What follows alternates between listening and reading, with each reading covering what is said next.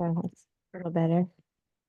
Yeah, I like the sunlight coming in. Welcome, friends, to another human design call. My name is Angela, and this is Robyn on one of your boxes.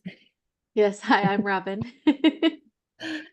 And we are just here to talk all things human design. So feel free to ask questions. Robyn and I, as generators, love to have things to respond to. So what are your questions about your human design or about human design? And we'll just flow. Okay. It's a big topic, that's for sure. Yeah. I've been following Jenna Zoe's work, but I feel like I'd like a little bit, I'd like some other sources. I'm a projector 5/1. Yeah, for any of you projectors, I strongly encourage you to go to source information about human design. What I mean by source information is to go straight to the gentleman who channeled human design. His name is Ra, and Anj and I, when I'm done talking, I'll start putting resources into the chat that you guys can grab. The reason I share this specifically for projectors, though, I love to learn source information about everything because, the telephone game kind of happens from source, and each person who interprets human design adds their own layer, their own information, and it changes a little bit, a little bit, a little bit. For projectors, understanding the totality of a system is vastly important for you.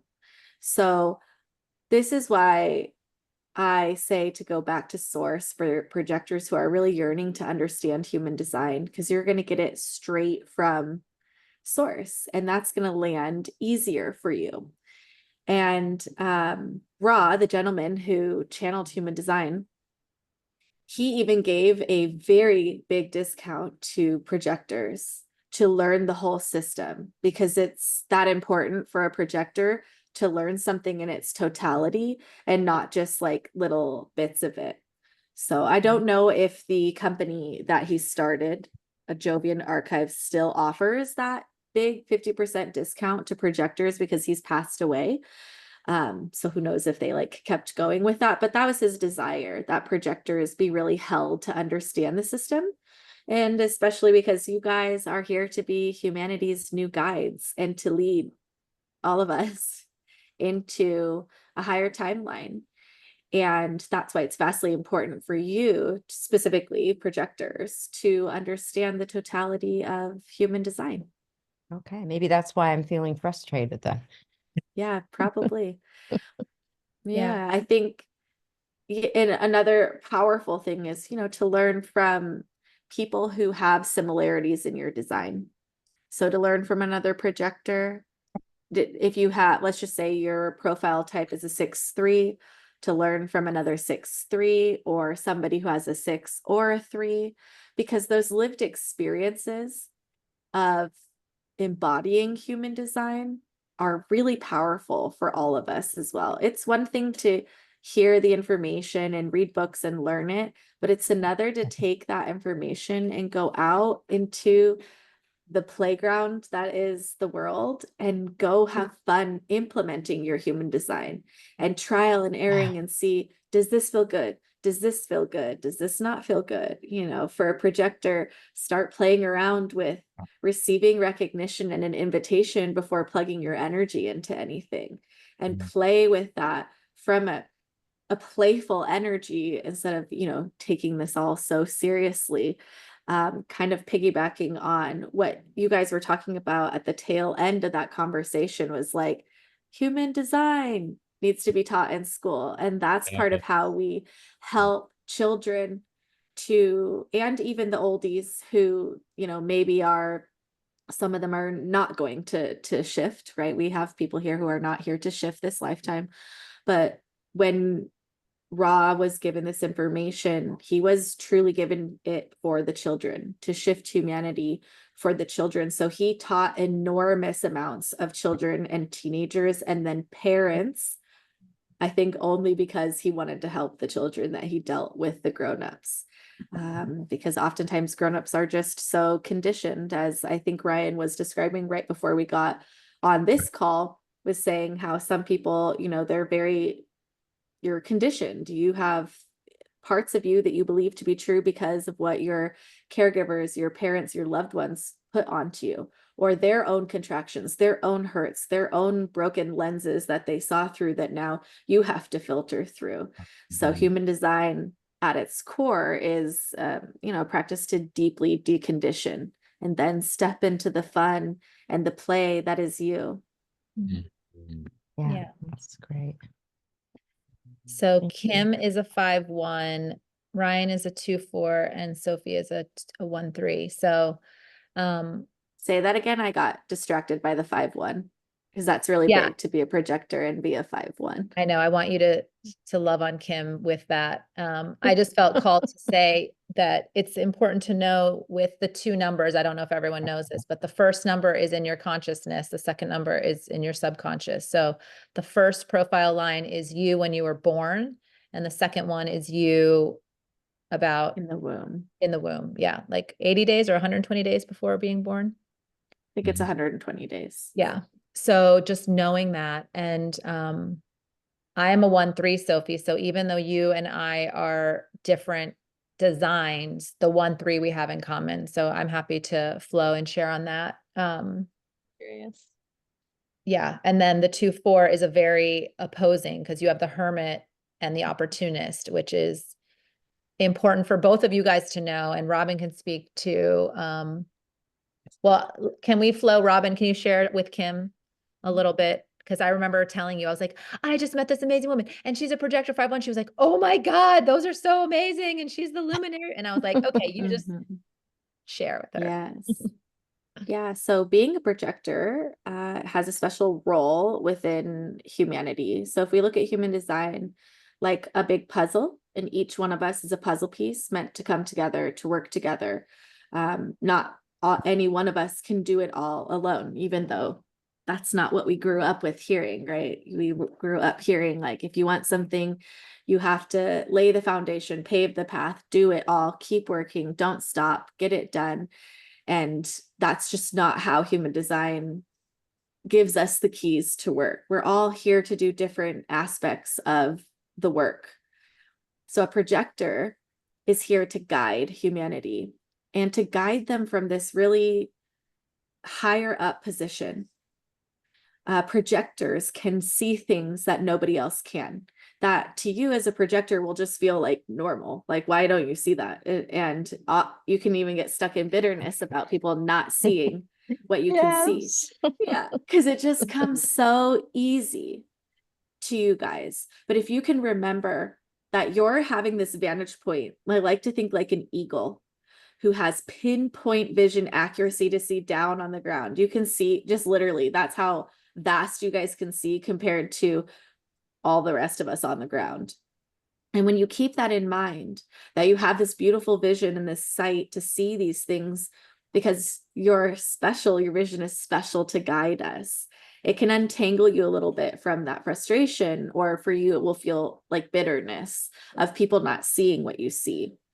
And then if you play with your strategy, and that is to wait for the recognition and then the invitation.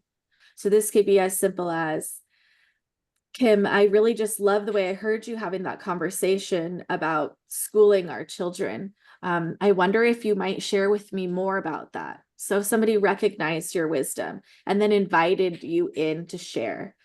You're going to be received in such a more powerful way than if you just say what you see. It can feel really hokey and intense to the person who is on the receiving end of that.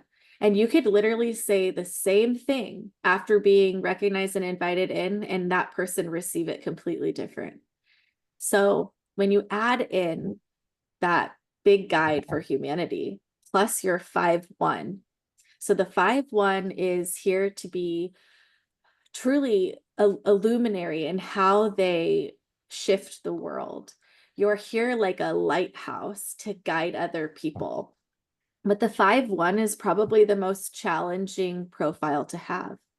And that's because the 5 is constantly projected on. both positively and negatively. So you're always in the projection field. You are a karmic mirror for others. And so others will see you based off of the level of work that they've done, where they're sitting with their frequency. They also can, when somebody meets you, and, maybe even Angela did this with you, she met you and she saw all the bigness and the greatness in you and got really excited. And she put you up here, high up in the projections. Robyn, I just met this amazing 5-1 projector and like, she's so my people.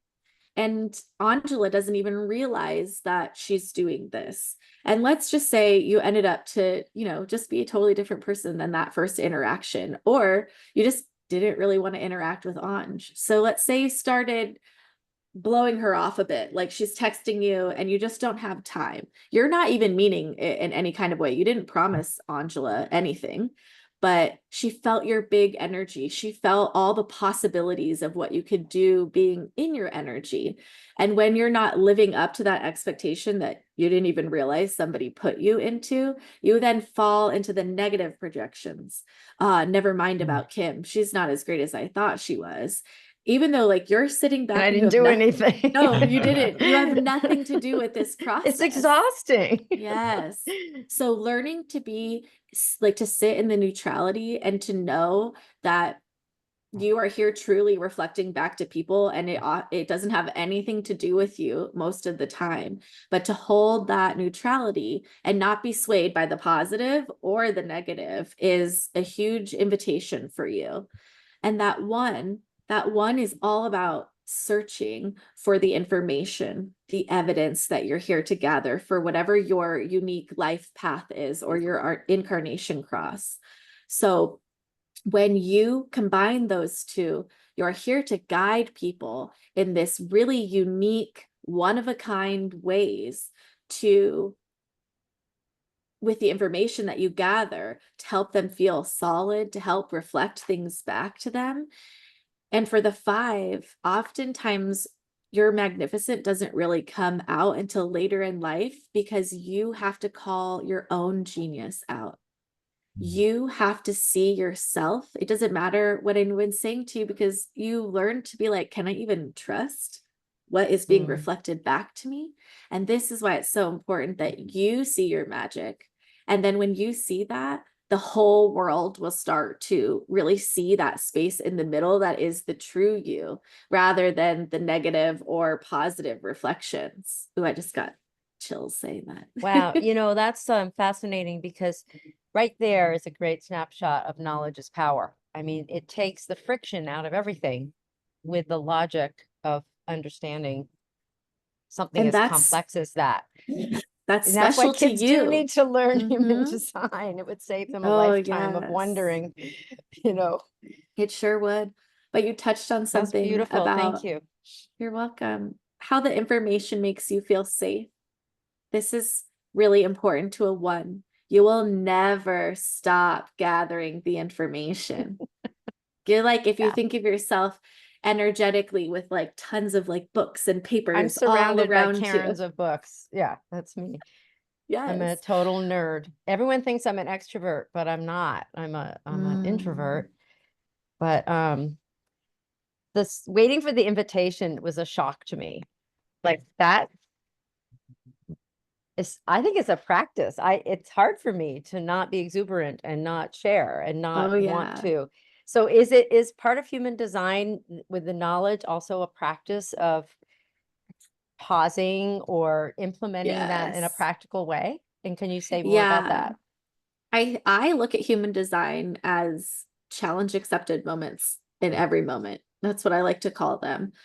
When I recognize that there's something I can apply from human design and what's happening in my life. Like, for example, right now, I am challenge accepting. My role as a generator is to wait for the universe to bring me things to respond to. I'm responding to your questions. This is how I work best, is in flow and in response to what you bring me in the now. So like I could have prepared and been like, Angela, today we're talking about, I don't know, authority types. But if I got in here and I just tried to be methodical, like we're talking about what I wanted to talk about, it comes out robotic. Like it doesn't have the same flow and energy.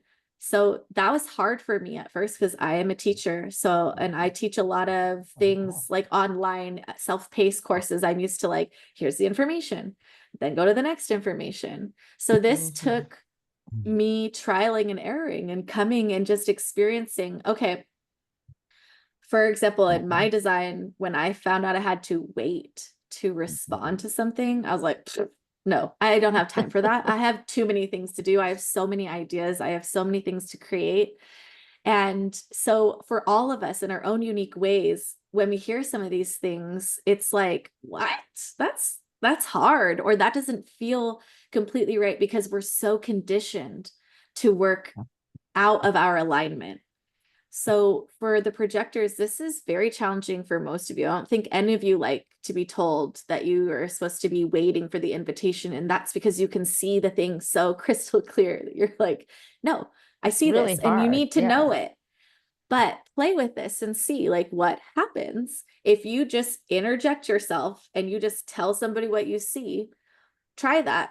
And then next time, wait for the recognition and invitation and see how much better that feels to be received in that juiciness of somebody like eating up everything you're saying, leaning in towards you like, oh my God, you just changed my life with that clarity. Because when you don't wait for the recognition and the invitation, and I think like the recognition is really important because you do not accept every invitation that comes in. Please don't. That's not the game. The game is you get to choose what feels good. And that recognition first is so powerful to know, like, do I want to accept this invitation? Because somebody could just be coming to you to like use you for your abilities of stuff and take advantage, and it doesn't feel as good. So when you're recognized and then invited in and you get that feeling in your body, depending on where your authority is, somewhere in your body, you'll get this like, ooh, yes, I have been wanting to share this. And it will land so amazingly that you will shift that person's life. You will be guiding them. And then you won't land in bitterness all the time and spin yourself out and get burnt out because you're like, I'm trying to tell everyone this. It's so clear. Like, hello, if you just eat apples instead of oranges, everything will be better. But like, everybody will not hear it when you're just interjecting. A projector has a very pinpointed aura. And that feels really good when you're invited in. It feels like somebody has plugged right into your heart and it's just like this resonance between you. But when you're not invited in as a projector and you interject that, it feels so intense. It feels too big. It feels really pokey is how I can describe it. Like mean, scary, intense. Even if you're not a mean, scary, intense person, it's because of how pinpoint your aura is. It goes right into that person. And that can spin a person out. And then also then lead you to feeling bitter because you know what you said to them was truth. You know that that was the guidance they needed, but they weren't ready to receive it. So instead of spending your energy trying to guide those who aren't ready to be guided, you start playing this game of who's ready for me. They will recognize you. They'll be at the right frequency to see that you have information to guide them. Because I got to tell you, my projectors in my life that are there now invited in, they have guided me to everything that is big in my life. You know, Wow, I can look okay. back and my dad is a projector, and my dad was the first person who like I felt like saw me and got me and helped me understand the world through the lens I needed and not just his lens. My husband came in and is another projector who has deeply guided me, even in ways I look back where I'm like, oh my God, would we even be here where we are if he didn't guide us sometimes in really hard decisions, really big ways that I did not at all understand when we were moving through them. But without that, would we be here where we are? And many other projectors that I've met in my life that have helped me to flow my big energy where it needs to go. So you can look at yourself as projectors, really as the orchestrators of all the generator energy on the planet. And most of us are generators. Over 70% of the population are generators. So you're like the orchestrator, helping to show generators where to flow their energy to be the most efficient in life, to follow our dreams, to get to our dreams faster, to really live in our incarnation cross, which is what your like life path is called in human design. That's amazing. Is it always an energy feeling, or is it ever, when does intellectualizing it get me in trouble? Like overthinking it Always. versus energy? Okay, so there's only one type of projector that is meant to use their mind to make a decision, and they're very, very rare. So unless you're this type of projector, no other energy type is meant to make their decisions from their mind space. Okay. So we would know this by looking at your authority. Your authority will tell us how you're meant to make decisions. Your strategy is how you're meant to move through the world to make those decisions. And those are very important, if not the most important thing, even more important than your energy type, which is being a projector or a generator. Do you know what your authority is, Kim? I do. I have them in my notebook, but I can't find them. So I'll take a break for a second and look. You find it and look, and we'll hop over to Okay. Ryan and Sophie. Well, Ryan, you just got a Thank dose you. with projector. Yeah, so I feel really inspired to just continue on the idea of invitation and recognition. It's like um I've been exploring this for the last or few years since I learned I was a projector. And it's like, what does an invitation actually look like? Because often you're not getting something that's as direct. It's like, oh, please, what is your opinion on this? Or I'm having challenge in this area. I'd love to hear your perspective. Or I see that you are knowledgeable in this area. Please share. Um, People don't often do that. They often will just kind of be talking about their experience and then like, or maybe as I'm saying this, maybe I'm not giving the space for people to do that. I don't know, but um, I'm playing with this idea of like what Vita said earlier of asking like, are you open to my perspective? Or, I mean, is that like, can I essentially ask for an invitation? Um, I don't know. I find that I guess I'm still in that exploration. Yeah, Yeah. that can feel, you want to No, go? go Ryan? on. No, no, please go. I was just going to say that can feel icky. I have a friend who's a projector, and for many years, I was like, I could talk all day long, and this woman just listens to me. And then through real conversation and like becoming closer friends, she's like, I have a shit ton to say, but no one fucking asks me. Yeah. So I think that that's a pattern for projectors. And that's again why like we are weaving human design into Unity Hub, and we see the value of it, because when you just know what people are, it automatically helps everything. So when I have my projector friends helping me now, I know they need the invitation. So I think a starting point could be, are you familiar with human design? If you feel like that, right? Because then if you say that and they have awareness, you're like, cool, I'm a projector. So feel free to invite me if you have that relation. And it can be very tricky to have people. I think that for a lot of projectors, it's this like people just gab around you and assume you'll interject when you're ready, because they, as 70% of us are generators, when we have something to respond to because someone said something, we're just going to say it. Yeah. Right. I don't know if you wanted to add something, Robyn. I think this is also, part of the waiting that's hard.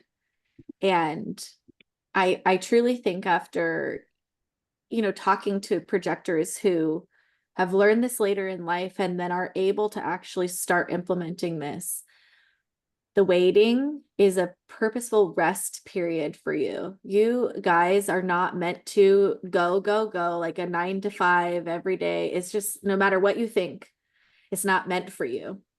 And if that's hard to get out of, it's conditioning.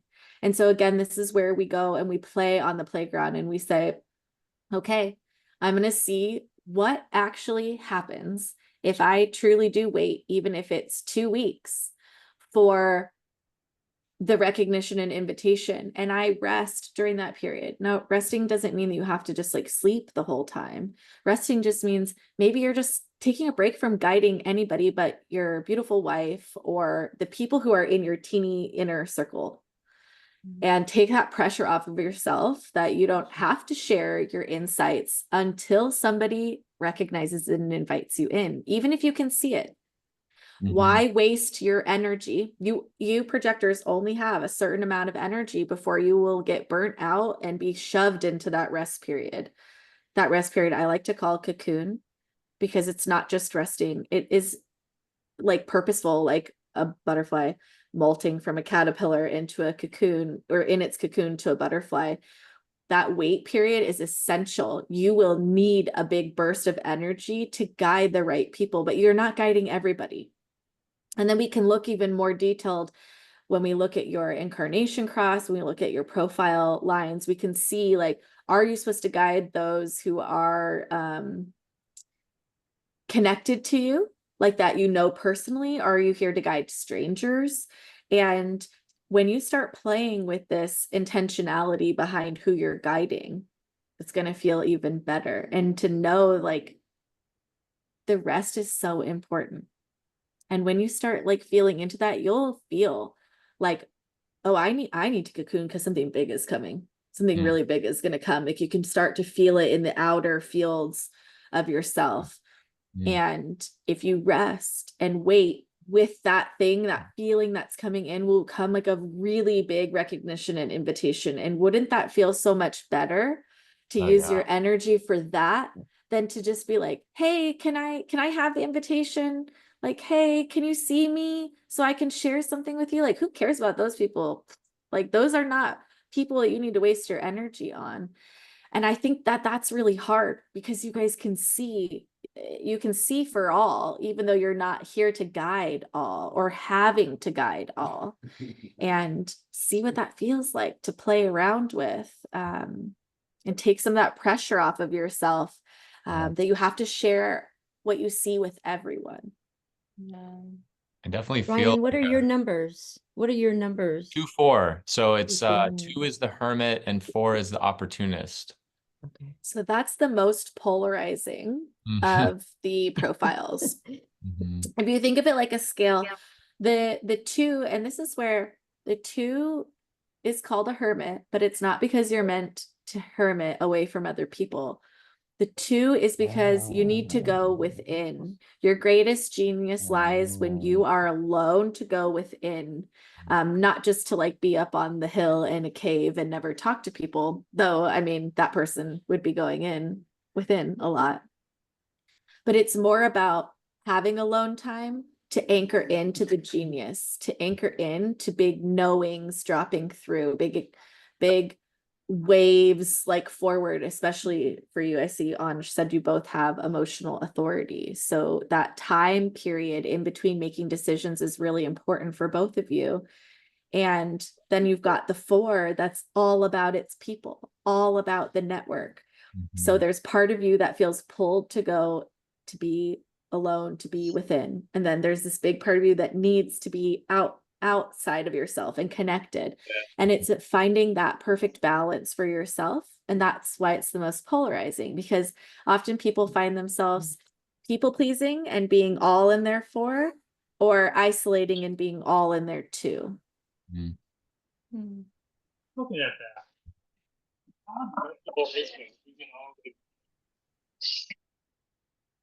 Just mute him for him. Yeah, I think I don't know if you spoke to this, Robyn, but also for the projectors, like, one, if you are married or partnered with someone who is not a projector, it is really important for you to evaluate or think about where you're sleeping. And Robyn's husband is a projector, and this was challenging for her because he needs his own space. And if you're even sleeping next to a projector or a generator or another design, you're not resting as much as you can be. So yeah, it's because of the different type of aura. So generators have an enormous all-encompassing aura. Like literally our auras, when we're lit up, can span the universe. So you can't get outside of our field. Even Mhm. when we're not lit up, our auras are big. And so if a projector is sleeping in a generator's aura, they're still, all their energy is still getting into the projector's body. So and projectors, they need breaks from the generator field. Like you just need breaks to clear your filters, your empty spaces, or your empty center, or I mean, sorry, your open centers, any center of your chart, any one of those shapes that's not colored in. So, this can be really challenging, especially when you're a parent. If you have generator children or generator spouse, the dynamics of this get challenging, because truly, like, even though my husband will sleep in a separate space from us a lot of the night, he's actually really not fully out of the generator field because he's just like underneath us in a room underneath us. He's not directly in our field, but he has me, I'm a generator, and all three of our children are generators. So he's constantly in that generator field. And even, having time before he gets home from work to try to clear some of the energy that he has absorbed from work people Mm. is really important for him, because if not, he comes in the house and he's already full, and then we're overwhelming, even if we're just like loving him. I think he would still describe, and does still describe, even when he has cleared his filters, it's intense. He's got 4 generators who are like lit the fuck up to see him. They love him. And we're like all excited that he's home for the day. And it's like literally being in an enormous force field of love. No matter that it feels good, it's like overwhelming Tense, yeah. for the projector. So this is part 2 of why, like, it's just so important that you're not just guiding everyone and anyone, and to start really playing with, rather than forcing invitations. As much as it sucks at first to wait, because it's like you don't understand how powerful the waiting is until you actually wait and see what comes through that wasn't coming through because you're busy trying to guide all these people over here, instead of like the powerful person you're meant to guide, or the connection you're meant to make, that's like going to lead you to a powerful business endeavor, a powerful connection, because you're so busy trying to guide all these people over here who are like half-ass wanting your guidance. Mhm. So you start setting up really powerful boundaries of who you're sharing your insight with. They must give me that recognition and invitation first. If not, nope, not happening. So, Robyn, I feel curious because I'm a manifester, and we've just been starting to kind of like, figure out our relationship dynamic between manifestor and projector. And there's a friend of ours just sent us a whole video on manifestor projector relationships, but I have full definition besides my sacral, and which means defined heart as well. So I'm like very much like I know what I want to do. So I feel curious to hear you muse a bit. Oh, baby. Yeah. So being a manifester, so you're also a non-sacral type. So that's nice. You don't have that big sacral energy, but being a manifester that's completely defined except for your sacral still makes you have a lot of energy that you're outputting. So in our defined centers, that's where we're putting energy out into the world. In our undefined centers or open centers, that's where we're pulling in information in. So for you, it probably feels much better to have a projector partner that is not like completely plugged into that one space that you have open, because that might be really intense. It's the only space that you're pulling in information. And that sacral center is an adrenalized center. So there's pressure that you'll feel to like do when you're in the presence of a generator, which is great in small bursts, because you'll borrow that energy to have a big burst of energy to do.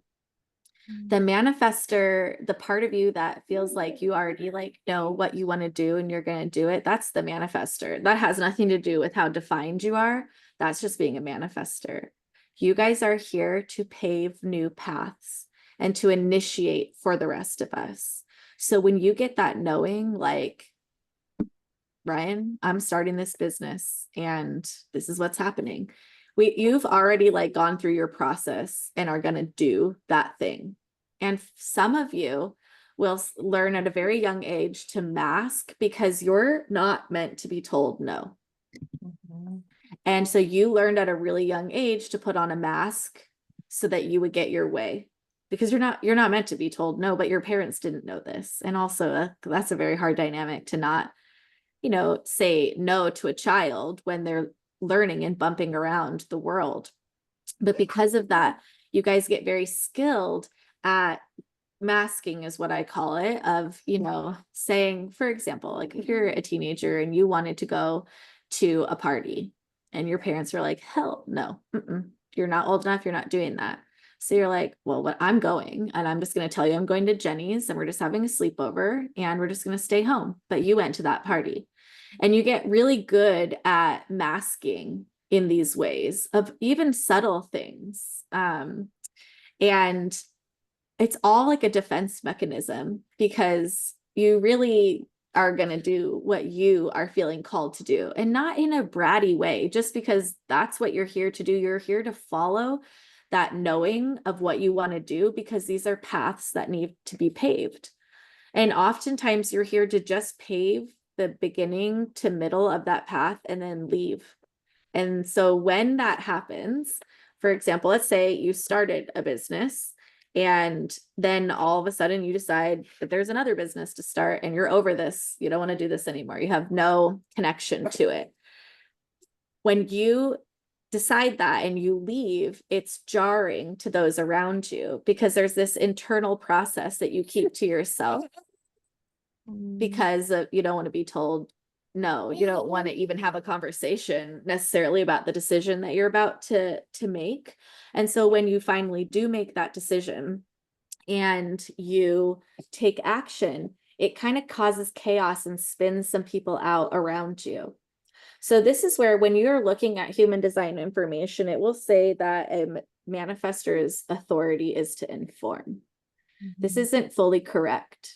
Your authority is to initiate. But before you initiate, if you inform your inner circle, there'll be less chaos around you. You won't spin people out as much, because to you, you feel like you've gone through the process to make this decision, but on the outside, nobody has any idea you're going to do what you did. So it feels so scary and jarring to them. Informing is not asking for permission. It's just telling them what you're going to do before you do it, so they don't spin out as much. And, so the manifestor is the type of partner who's like, grabs their keys and their bags and leaves to go to Target, but isn't like, hey, I'm going to go to Target. I'll see you in a little while. It'll probably be like an hour or two, and I'll text you when I get there. And while I'm walking around, and I'll ask if you need anything. They're just like, if their partner is like, where are you going? They're like, why are you asking me? Like, I'm going to go do what I was going to do. Like, get off of my case. And a lot of it, again, is this masking that needed to happen when they were younger. And because of that deep need to not be told no, there can be, wounds around this. And Ross said that manifestors end up being the most abused people, the most abused children, and the most abused type, because you can imagine, and those of you who are manifestors or have manifestors in your life, like as a child, we all have to be told certain things are not okay. And so if you have parents who, they just don't have the tools to deal with a manifestor child, they end up using force to try to break them. This is why I look at you guys, the manifestors, as wild stallions. And you're meant to go follow the path like a wild stallion. It's like, I'm going to do what I want to do. I'm going to go where I want to go. He's not asking anybody if he can do any of these things. He's just being a wild stallion and living his life, and his life is beautiful, lived like that. But then many of you get broken in. And because of that, it hurts your spirit at your core. So then many mask more and more because they couldn't be their full self, because that wasn't accepted in the family or in, any of the caregivers that were taking care of the manifestor child when they're little. And manifestors, they're unique in the sense that they don't really need other people, especially they don't really need their parents the same way that another child would. At a very young age, there's this air of independence. Honestly, could probably completely be self-sufficient at a very young age if they had to. I mean, I hope you didn't have to be, but where there's not this need or desire for the parents' guidance or the parents like hand holding in the same way. So if you can imagine now that you're older, like having a child, that can be challenging if the parent wanted a child that was all about them, who wanted to do everything with them, who wanted to ask them every bit of advice. So when we're talking about manifestors and their auras are called repelling. And that's in two fashions. It's protective for you, because manifestors are our previous emperors, kings, and queens. They are who ruled before projectors came in, and they ruled over people like a king or queen. You had to be like a subject of the manifestor. And so those people who aren't like your subjects, they don't like the way your aura feels and they don't want to be around you. And sometimes that can even be the parents who just feel like off put by their child. They don't know why, but if it's a manifestor, it could just be like your parent is not part of like those subjects. But when you go out into the world, that repelling aura that protects you from those who are not meant for you does not feel like that to those who are meant for you. Instead, you feel like a magnificent stallion that somebody's like, oh my gosh, I got to learn more from this person. And the things that you can help people initiate. Like I could tell stories about the manifestors that have paved path for me, that have led me to things were only like part of my wildest imagination that I would bring into my life, because a path that was paved by them first, that then I picked up, used my generator energy to create. But that wouldn't have worked out for me if I tried to pave the path myself. I raised a manifestor. Ah, did you? Bless you. And from age 4, her watchwords were, I refuse to, and I don't choose to. She would articulate that. So I spent my whole parent, like Amazing. she was my third. So it was like a completely different parenting style. I didn't know what I was doing. I didn't know she was a manifestor, but I think the common term would be an oppositional child, maybe, and it would be Yes. malignant. So I just spent my life with her, not saying no, always saying yes, convince me. Yeah, you can do this, but you got to convince me. Okay, So, I mean, Ryan, you that's- might want to try that. Yeah, actually. But it just makes so much sense. This is why back to like knowing whether your child is, Yes, well, that's really what brought me into human design, is like I wanted to know how to parent my children the way that they needed to be parented, and not just like the way somebody told me to parent a child. Especially my middle child, who has emotional authority. Like I don't have emotional authority. It's challenging to have children with emotional authority. It's challenging for those of us who don't have emotional authority to deal with the people who have emotional authority who have not taken radical responsibility for their emotions. It's very hard for us. The waves So of having a 3-year-old who does not care at all whether I can handle his emotional waves is like, it's very challenging. So early on, when I discovered human design could be a tool for parenthood, my son is really who invited me in to discover the depths of this. And then it just sparked a passion in me that, hasn't gone out, to just keep digging and learning and learning. Yeah. You have What's that one there? What's his? This That one? one, that's This- Oaken. This is Oaken. Hi, Hi. okay. Oaken is is he? he's a 1-3 generator. But I'm he talking has about sacral Oaken, you and me, authority. buddy. You and me. Yes, I have all generators. I have a 5-1 generator. My oldest Luna is a 5-1. And then Atlas is a 1-4 with emotional authority. He has the tick tick boom wave, which is challenging on top of toddler tantrums, but also I think probably one of the more benign of the emotional waves, just because it's obvious and you can help the person to move through the wave easier than the others. So Beautiful. I have a slight tangent question, but it's from what you were sharing earlier with Ryan and being a projector and waiting for the invitation. It's around marketing and how to best market oneself as a projector. Because when you were sharing that with Ryan, I was like, the best client I've ever had, the guy who had the most results, I met him at a spa and we were just like sitting in the ice bath and he just asked me some questions.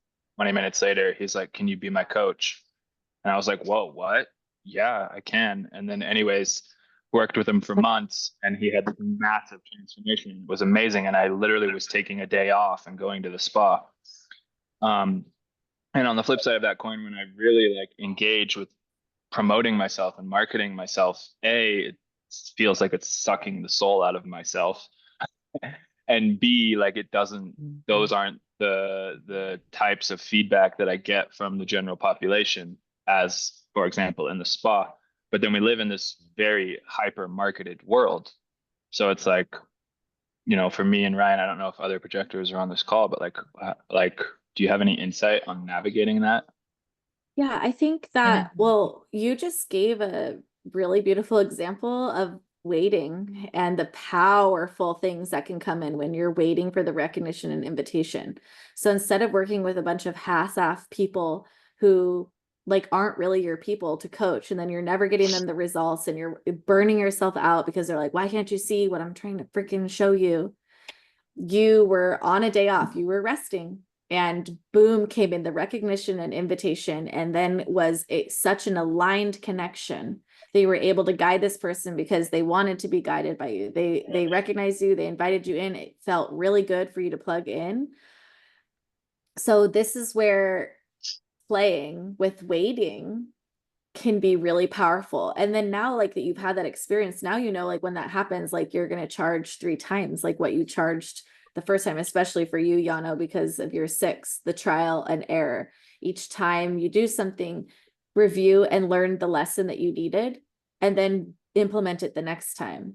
And so for anybody with a 6 or a 3 in their design, there's a lot more playing on the playground than for other people, because you cannot figure it out until you go out and play on the playground and do this stuff and figure it out. So I think with marketing, I've had this conversation with a lot of different people. Social media is kind of cool in the sense that people have to choose to come to your page and follow you. That can feel to them like an invitation, and they're recognizing something in you that you've posted on social media that's invited them into your page. And that's kind of one layer of them getting into your energy. I think paywalls for projectors are really important. And I think that is from what I was saying, I don't remember if you were here yet, Yano, is you're going to burn yourself out trying to guide everyone, because you're not here for guiding every person. You're here for specific one-on-one connections. Projectors work best in small groups, and even better one-on-one, because your aura plugs into one person at a time. And so if you have a paywall where somebody has to recognize you and then accept the invitation to then reach out and say you're an invitation in your, let's just say you have a video. So they're already like, they're recognizing something that you're sharing in that video. They're feeling the pull in. And then when they say like, I want to work with you, there's your invitation. Rather than if you just like go on and do lives, unless somebody invited you to say like, you know, Yana, I'd love if you would go on and do a live and share with me about, you know, like your view of community. That's going to land for some people and you're not going to land with other people. And you just have to like flow in this space. Like I was telling Ryan, where stop trying to guide everyone. It's going to just keep burning you out. You're here to guide really specific, powerful people who see and want to be guided by you. So this, for you, you're going to need to do some trial and error. You cannot get away from the trialing and erroring as a 6. It's like deeply your process to experience, learn your lessons, try again. So like, if you think of it like a 3-step process before you launch completely, and you know this because you've lived this, we've talked about this, how you've tried with the different versions of Unity Hub before you landed in this space where it's all coming together. Sometimes the trials are big and long. Like, oh, I ran this business for 3 years and I learned all these lessons. So now the next business I get into will be even more efficient because I've already learned the things that I need to. So try going back and reviewing like that gentleman who felt like the best coaching client you had, the best experience. Like what signals did you get? What were you doing to call him in? Like, did you start talking? Did he start talking? Were you being a good listener? Was he being a good listener? And even go back and ask him. I think this is really powerful too. Like, you know, what made you take the chance to hire me as a coach just on the spot? Just be like, I'd like you to guide me. And get that feedback could be really powerful. Can I give a practical application to this? Absolutely. I was an executive coach in my career, and this was all done like subconsciously. I mean, I didn't know really what I was doing, but I didn't want to have to sell myself. So I raised my rates 30% higher than the average in my industry. And it was a self-selecting thing. Other people did the work for me. They'd say, oh, maybe she's a little expensive, but she's really good, you know? And I just ended up like filtering out all the riffraff, and I ended up with a really, really lovely group of clients that way. And I was rewarded financially also. So it was like a bit of like a filter. A filter Yeah. that also slowed down the process of you waiting for the And I right didn't have people. to I didn't have to promote myself, which I think is something we don't really want to do, because I already know my value. You already know your value. You shouldn't have to like sell it. So let other people do it for you. That's really beautiful. Thank you for sharing that. Hey guys, I've got Yeah. a call in 2 minutes, so I'm gonna jump off. Thanks But for joining, Ryan. thank you. Yeah, Robyn, Bye. Have thank you another so much for all projector that party info. soon. You're welcome. Yeah, another Yeah, projector we party. got to help the projectors. Yeah. Yeah. Thanks for being here. Awesome. All right. Bye, everyone. My friend. Bye. Nice to meet Yeah, you. no, you can also, you know, think of it where, oh shoot, I lost what I was going to say. We're just talking about projectors and the invitation. And was Me talking charging about higher coaching price. and charging. Oh, word of Oh. mouth. Word of mouth is going to be really, really powerful for you. And this is, you know, like, this is why I'm connected to you. Because Angela told me about you. And then we got connected in. Angela told me about your ideas and what you were doing with Unity Hub. That brought me in. And it's not that it's not your energy, but it was this recognition of you that felt like an invitation for me to explore what was here, what was this about. So word of mouth, like, you know, maybe even Kim is sharing as well, instead of like putting yourself out into the field and doing things just like everybody's doing on social media. It doesn't work the same way for projectors, and word of mouth will be really powerful.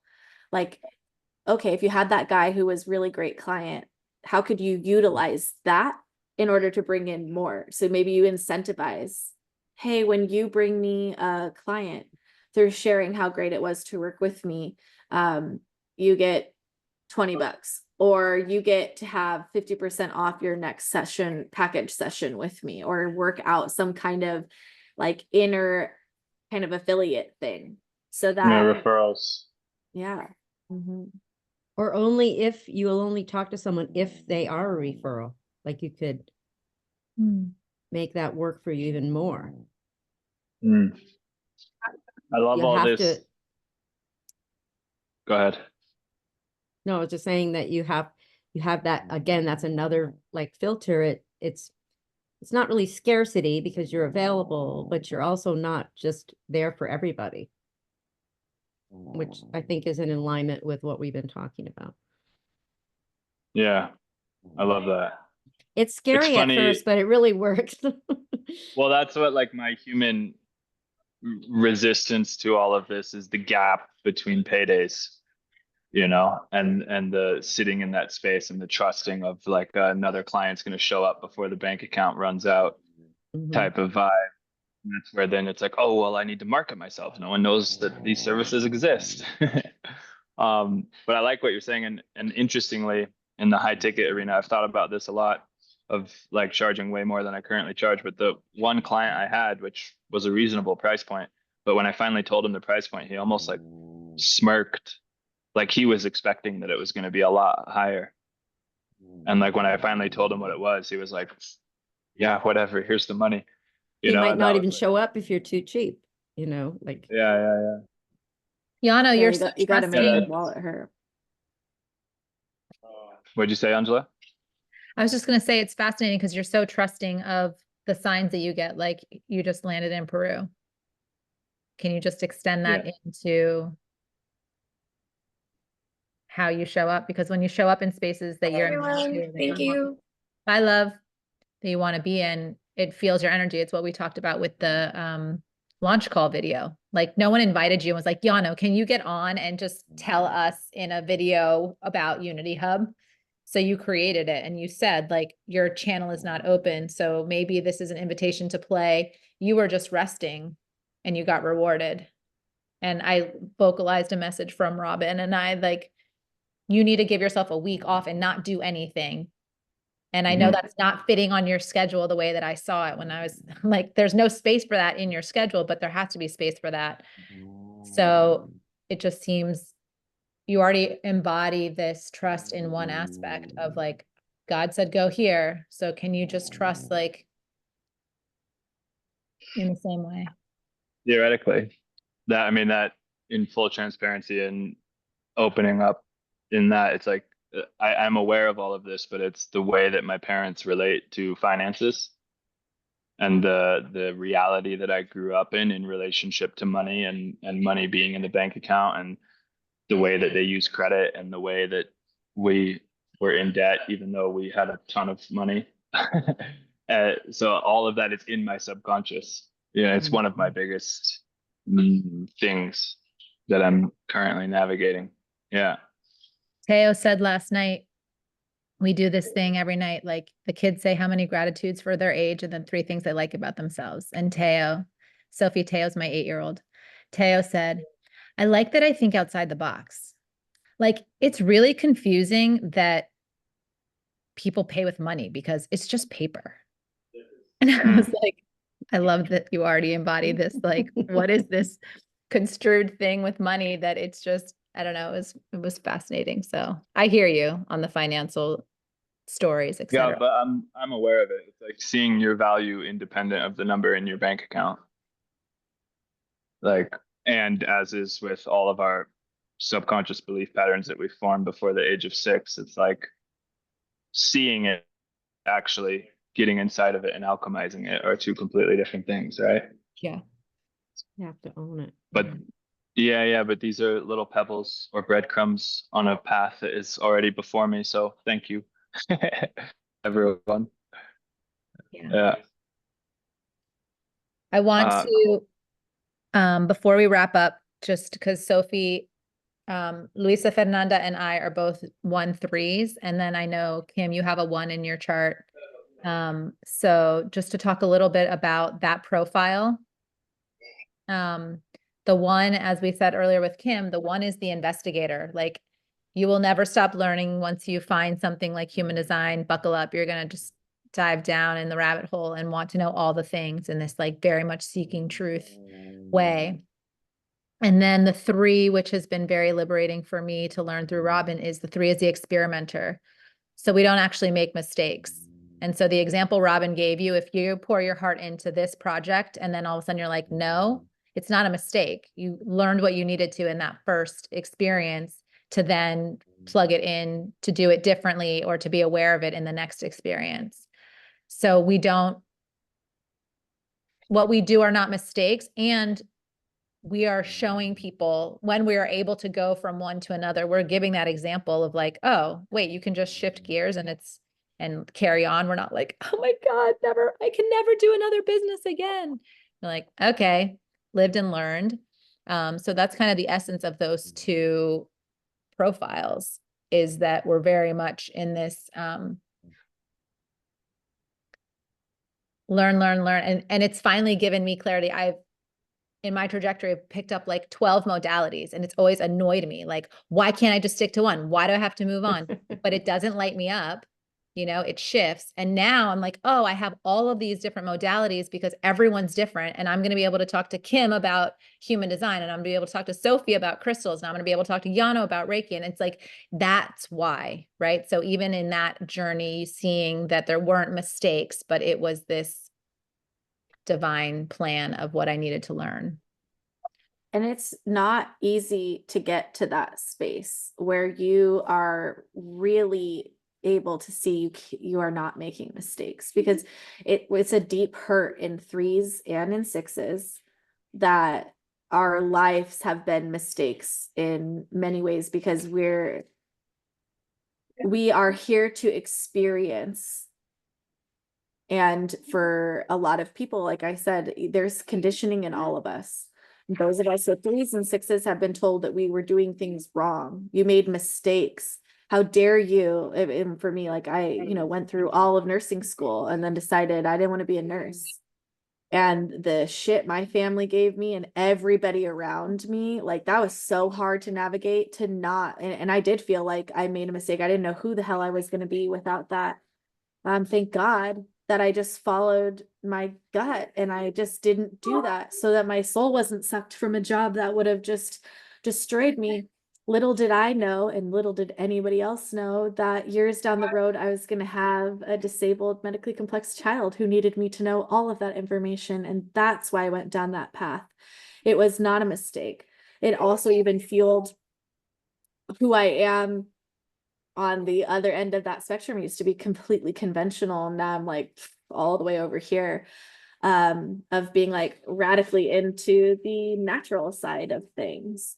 So it's not easy. It's actually part of our journey to untangle ourselves from believing that we make mistakes, and instead really get curious about the lessons that you've learned, and like pause, be a little slow after the end of things. And instead of going into a downward spiral about like how you fucked up and this isn't right, and now you're in this fucked up space where you don't know where to go next, you're in your cocoon, and it's time to review, and it's time to integrate and embody the beautiful lessons that you learned the hard way, but that's our way. So I just wanted to say that, because it's not easy to get to that space. And Yano, as a 6, you never like grow out of that 3 completely. You just learn to trial and error from a more higher standpoint, especially even as a projector, and even higher standpoint. So instead of having to like scrape your knees and get black eyes, you're trialing and erring from a higher space that can be quicker and more efficient than it used to feel when you were in your first 30 years of life, when your 6 was a 3. And then for those people like me who's a 6-3, I just deeply trial and error everything, and like that's it's like a biggest invitation, and has set my soul free to know that like I've never made a mistake. And I'm like, Angela, I have like 1,000 modalities under my belt, degrees I don't use, like all these things. I could be contracted, and like I'm just like this big weirdo who's like grabbed all these things to surround myself with. But instead, I now see like how each of them have woven me into the next thing that I do to grow into my 6, who's here to literally guide others just based off of my lived experiences. So interesting that you say that, because like I'm very, very good at not having to live an experience in order to understand. Like I could, if there was like a situation that someone had to go through, and I talked to 3 or 4 different people that have gone through it, I can extract like the lessons learned from each of those stories and then compile them all together and be like, okay, for anyone else who ever has to go through this situation, this is what you need to know, and this is what you need to avoid. And I can speak about it like I've been through it, even though I never have. This is a melding of your 6 and your projectorness, and your unawareness that you have gone through things earlier in your life that gave you the wisdom to see things the way that you do, and to honor the younger you that really did bring you to where you are now. I know you have like a unique story where you were always able to see things that other people couldn't see. This is part of the genius of your unique self and your projector. But what you just described is the bigness of your 6 that you're growing into. Like, we are here to help people to navigate through challenging things because of lived experiences that we've gathered, and they don't have to all be ours, but we deeply learn through lived experiences. This is why, like, for example, if I'm moving into the world of water and like water filtration and different types of water devices, I care 40% about the science, and I care mostly about people's lived experience. I don't care necessarily if somebody is being able to buy some research that says their product does this or that. I want to hear from the people who are using the product, because then I learn through their lived experience so much more efficiently than another way. And then I pull that into my lived experience. And now I have that wisdom to guide others based off of a combination of my lived experiences and how I can see other people's lived experiences. Yeah, I love this. Like most of the, let's say, industry will tell you like you need to master something before you can teach it. And I'm like, well, actually, like I don't feel like that's true for me. I need to talk to a few different people who have experienced it and then experience it on some level myself. Yeah. And then not to call myself a master, but like I can educate around whatever that thing is Mhm. without having had to go through a year or 2 or 3 of living it, you know? But if you are showing people your experience through living it, you'll be so much more impactful. And this is part of like it's uncomfortable before we actually grow into our 6. Sharing like the process as we're moving through things, like as we're spinning out, as we're landing, we can feel when we're in our middle phase, because our 6s are 5-2s, we can feel like we want to retreat and keep our process really private. But it is our process and how we figure out how to move through things that, by not even explaining, by just showing ourselves living our lives, people are receiving deeply from how we move through things. For example, I did like a deep dive healing group. It was a year long. And through that process, we were asked to start a sadhana practice.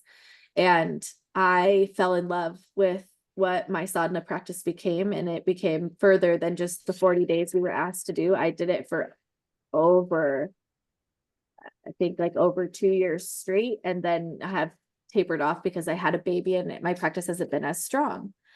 I showed people every morning because I didn't know what the hell to be showing people on social media at this time. I felt like I wasn't facilitating. I wasn't running courses.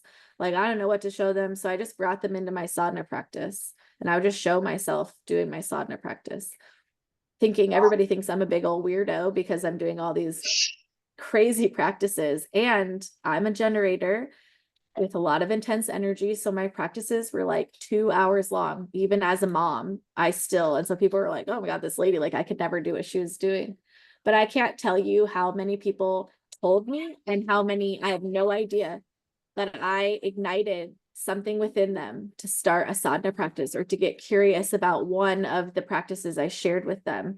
And I wasn't trying to guide anybody at this time, like at all. I was just showing up, showing myself, moving through the deep work that I was doing and talking a little bit about the deep work I was doing.